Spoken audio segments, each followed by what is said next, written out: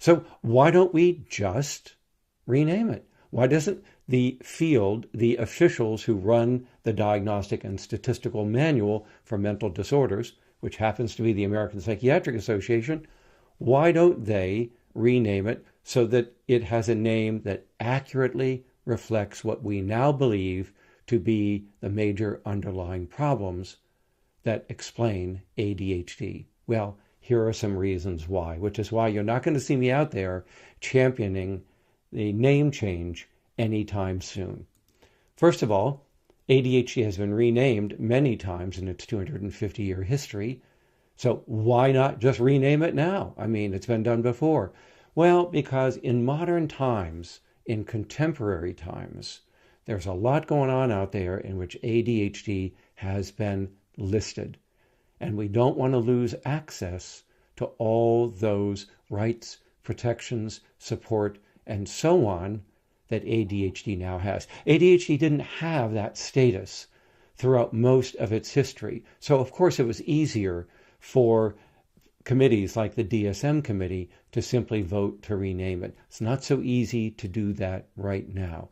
Let's take a look at some of the things where ADHD is mentioned in laws and regulations. How about here in the U.S., a very important piece of legislation is the Individuals with Disabilities in Education Act, known as IDEA. This act governs the provision of special educational services to children with learning and other disorders.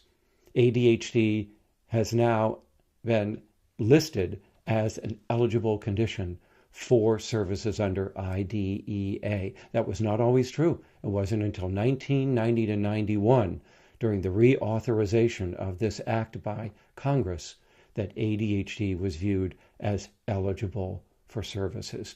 There's also Section 504 of the Civil Rights Act.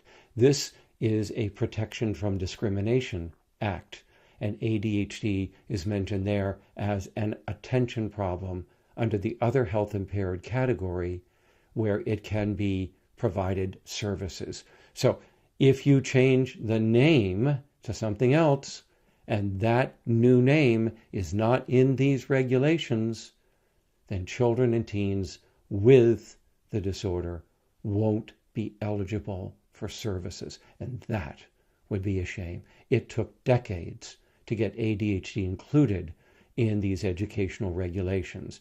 And if you change the name overnight, you will disenfranchise people from access to those educational services. ADHD is also recognized here in the United States under a very important act known as the Americans with Disabilities Act. This is a law that protects people from discrimination, especially people with disabilities. And it has been ruled that ADHD is eligible for such protections. It's under the ADA that college students get access to accommodations in their college programs for their ADHD. It's under this law that employers are required to provide accommodations to individuals who disclose and declare their disorder, in this case, ADHD. So once again, we find that there's another body of laws and regulations that protects people from discrimination. If you change the name, the new name will not be eligible for such protections and services.